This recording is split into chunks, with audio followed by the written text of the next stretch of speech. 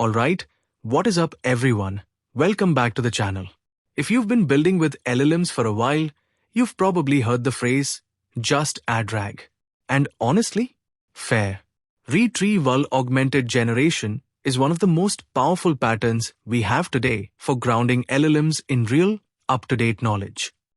But here's what nobody tells you. RAG is deceivingly easy to prototype and brutally hard to get right in production. I've talked to a lot of engineering teams, startups, mid-sized companies, even some enterprise folks, and I keep seeing the same 5 mistakes come up over and over again. And today, we're going deep on every single one of them. In this video, we'll break down the 5 most common pitfalls teams face when shipping RAG to production, how to fix them, and I'll walk you through a battle-tested architecture, scaling strategy, and best practices you can actually implement. Before we jump into pitfalls, let's align quickly. Retrieval augmented generation, RAG, is equal to LLM plus your data plus retrieval layer. Instead of training a model, you 1. Index your data. 2. Retrieve relevant context. 3. Feed it to the LLM. At its core, RAG is a two-phase system. Phase 1 is indexing. You take your documents, PDFs, web pages, internal wikis, database records, you chunk them into smaller pieces. You embed those chunks into vectors using an embedding model, and you store them in a vector database like Pinecone, Qdrant, or pgvector. Phase 2 is retrieval and generation. When a user asks a question, you embed their query using the same embedding model. You do a similarity search to find the most relevant chunks. You stuff those chunks into a prompt as context, and then you send that to your LLM to generate an answer. Simple enough on paper, right? The problem is each one of these steps is a potential failure point, and they compound. Alright, let's get into the pitfalls. Bad chunking strategy. Most tutorials tell you, just split your text every 512 tokens. Done. And look, that works in a notebook. But in production, it falls apart fast. Here's what happens. Imagine you have a legal document. Section 4.2 talks about payment terms, and the relevant sentence starts at token 490 of your chunk and ends at token 50 of the next chunk. You've now split a critical sentence across 2 vectors. Your retrieval returns one half. The LLM gets half the context, and then it either hallucinates the missing piece, or worse, it confidently gives the wrong answer. Or think about code documentation. You split in the middle of a function description. Now the chunk has the function signature, but no explanation of what it actually does. The 3 most common chunking mistakes. First, fixed size chunking with no overlap and no semantic awareness. You are slicing meaning, not just text. Second, chunks that are too large. People think bigger context is equal to better retrieval. But when your chunk is 2000 tokens, you're retrieving a lot of noise alongside the relevant information. The LLM's attention gets diluted. Third, chunks that are too small. 50 token chunks have no coherent meaning. Your embeddings become nearly useless because there's no rich semantic signal. So how do you fix it? Use semantic chunking. Instead of splitting by token count, split by meaning boundaries, paragraphs, sections, sentences that form a complete thought. Libraries like LangChain and LlamaIndex have semantic splitters built in. Use overlapping chunks. A 10 to 15% overlap between adjacent chunks ensures you don't split critical context at boundaries. For structured documents like code, contracts, or technical specs, write document type-aware chunkers. A function should be one chunk. A clause should be one chunk. Respect the document's own structure. And use hierarchical chunking. Store both a summary chunk and the detailed child chunks. Retrieve the summary first for broad context, then drill into the details. Quick rule of thumb, 256 to 512 tokens for factual Q&A, 512 to 1024 for reasoning-heavy tasks, with 10 to 15% overlap, and always split on natural semantic boundaries first. Retrieval quality and embedding mismatch. Here's what I mean. You carefully index all your documents. Your vector database is humming. And then users start asking questions and getting completely irrelevant context back. The LLM is answering from garbage, and you're wondering if your whole system is broken. 9 times out of 10, the issue is one of these three things. Problem A. Using the wrong embedding model for your domain. OpenAI's text embedding ADA002 is a solid general-purpose model. But if your users are asking deeply technical medical questions, or legal questions, or questions about niche internal company processes, a general embedding model may not capture the semantic relationships in your domain particularly well. The vectors are mathematically close, but semantically off. What should you do? Evaluate domain-specific embedding models. Models like BGE Large, E5 Mistral 7B, Gina embeddings V2 often outperform general models on specialized tasks. Run an embedding evaluation on a representative sample of your actual queries using metrics like MRR and NDCG before you commit. Problem B. Query document asymmetry. Your documents are written in formal, technical prose. Your users ask questions in casual, conversational language. The embedding space treats these as different enough that similarity scores are low even when the answer is clearly there. What should you do? Use hide hypothetical document embeddings. Instead of embedding the raw user query, you ask the LLM to first generate a hypothetical answer to the query, then embed that as your search vector. Because the hypothetical answer is written in the same style as your documents, it lands much closer in embedding space. Problem C. Relying solely on vector similarity. Cosine similarity is powerful, but it's not perfect. Sometimes an exact keyword match matters more than semantic similarity. Think about product codes, person names, technical identifiers. What should you do? Hybrid search. Combine dense vector retrieval with sparse BM25 keyword retrieval, then merge and re-rank.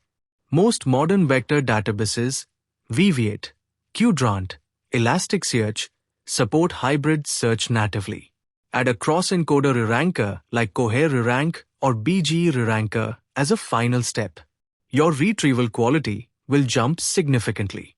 Bonus tip: always set a relevant score threshold. If nothing retrieved crosses your minimum similarity threshold, don't stuff garbage into the prompt. Either tell the user you don't have relevant information or fall back to a web search. Confident irrelevance is worse than admitted uncertainty.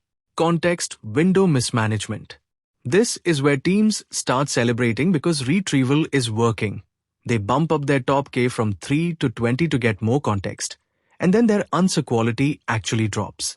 And they're confused. Welcome to the lost in the middle problem.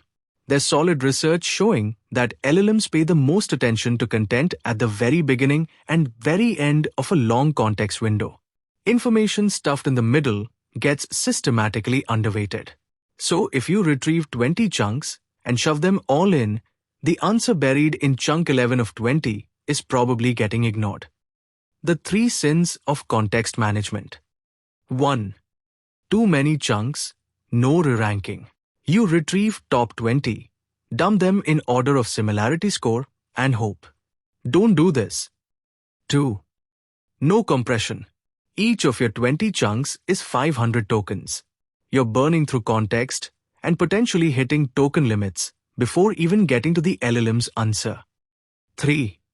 Static prompts that don't scale. Your system prompt is 800 tokens. User history is another 1000. And now you're trying to stuff 10,000 tokens of retrieve context.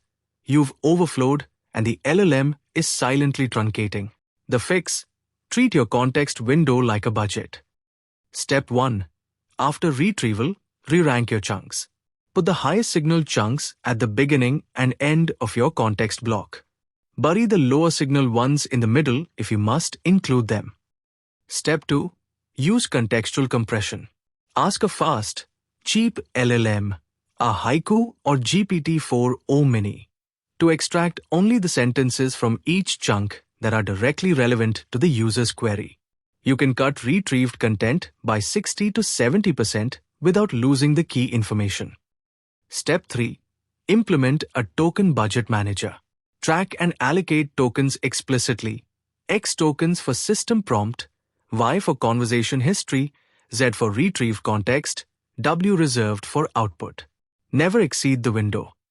Step 4. For complex multi-turn conversations, use query reformulation.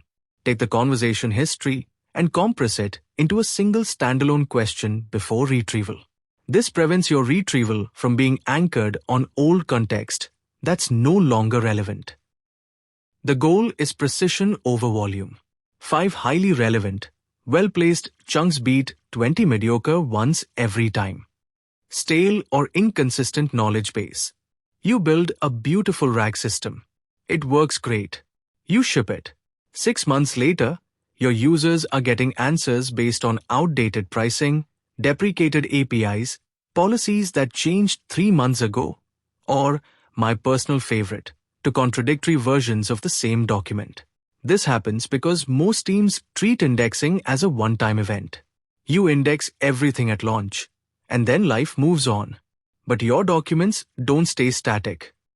The common failure modes. First, no incremental indexing pipeline. When a document is updated, you have no mechanism to update just the affected chunks. You either do a full reindex, expensive, or you don't update at all, dangerous. Second, no document versioning or timestamps. You have 2 versions of the same document in your vector DB with no way to tell which is current. The retriever picks both. The LLM gets contradictory information and either hallucinates a blend of the two or picks wrong. Third, no deletion tracking. Documents get deleted or deprecated from the source, but their chunks live on in the vector database forever as ghost context. The fix comes in 3 layers. Layer 1, metadata is non-negotiable. Every chunk must carry metadata: source URL or file path, document ID, version number, creation timestamp, last modified timestamp, author if available, and any domain tags. This is your control plane. Layer 2. Build an incremental sync pipeline. Implement a change detection layer on top of your document sources. Watch for file modification events, CMIS webhooks, database change streams, whatever fits your stack.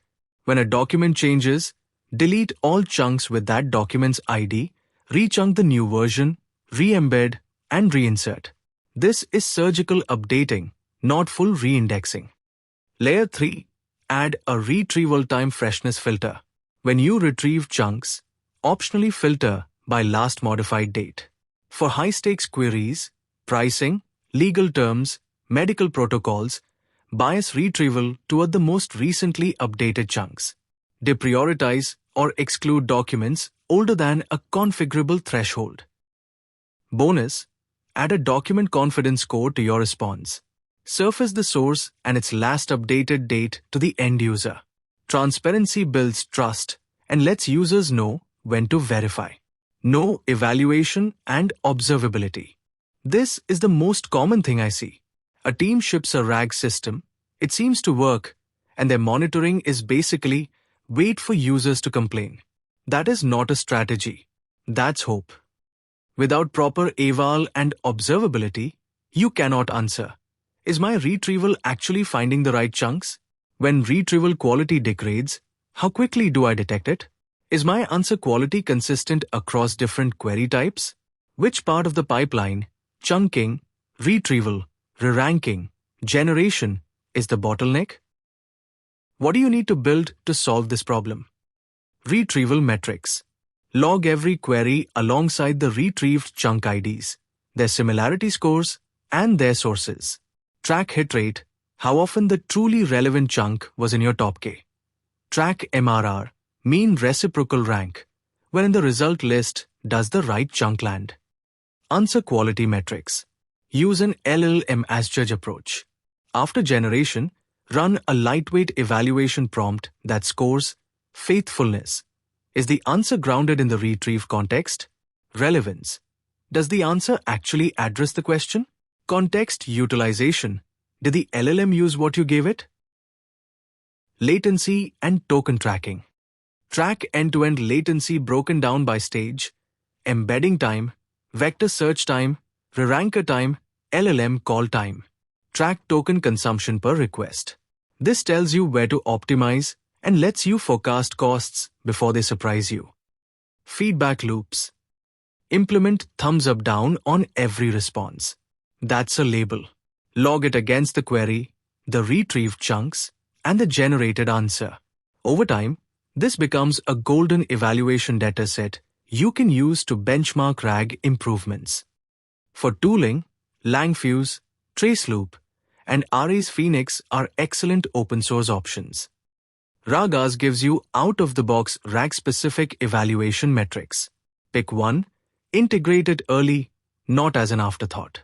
A RAG system without observability is a black box. And black boxes don't get better, they just fail silently. Okay, now let's put it all together. Here's what a production-grade RAG architecture actually looks like. Ingestion pipeline.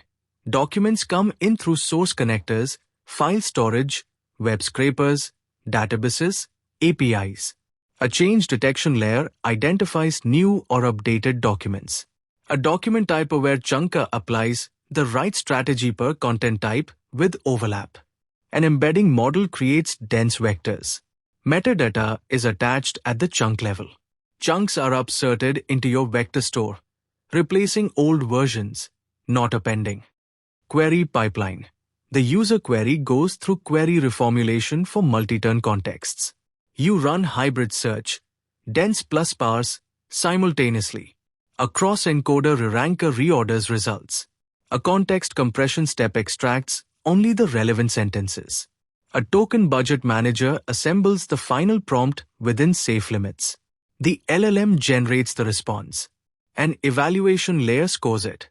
Everything is logged to your observability platform. At startup scale, a single pgvector instance is fine. At mid-scale, hundreds of thousands of documents, hundreds of concurrent users, move to a managed vector DB like Pinecone or Qdrant Cloud.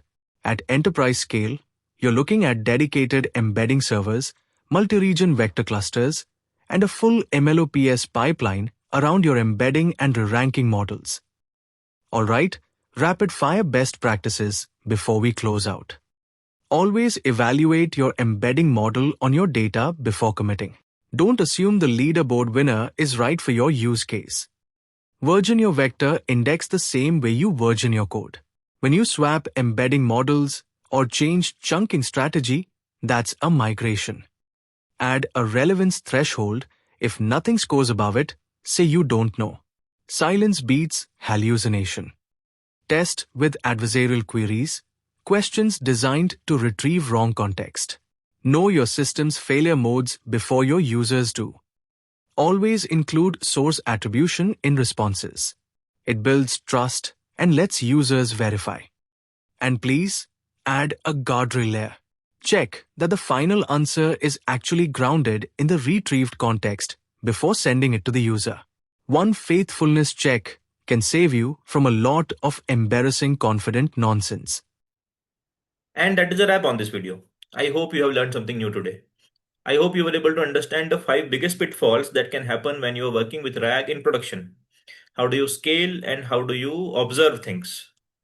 Very soon in this channel, we'll be doing a vibe coding session where we'll be developing a RAG pipeline from zero to production, and we'll see how do we learn on the journey. Do watch out for that video in this channel, subscribe if you haven't already, and do leave a like if you have learned something new today. It does help the channel in many ways you can think of. Thank you for watching this one. Have a good one. I'll see you in the next video. Bye.